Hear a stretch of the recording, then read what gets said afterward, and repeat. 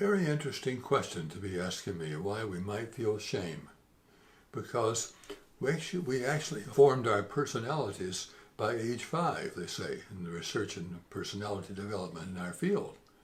And so that means we copied things from our parents, they were taught us things to do, they modeled things for us.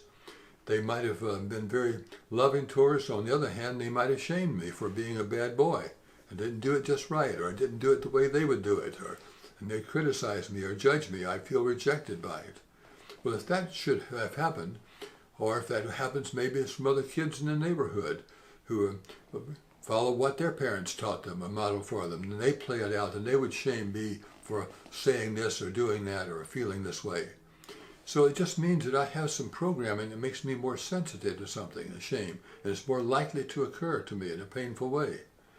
Well, the wonderful news is now that there are new tools in the field of psychotherapy where we can actually deactivate those old programs. And we don't have to carry them so they're easily so reactivated. Or I can learn to see people coming from a different place. One way I like to think of it, people are just coming from one of two places.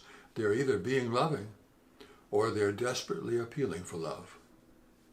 Because when they're being nasty, they're coming from a place of littleness and not feeling a wholeness and feeling loving nature inside them. But they're still carrying that old training or programming they had from childhood.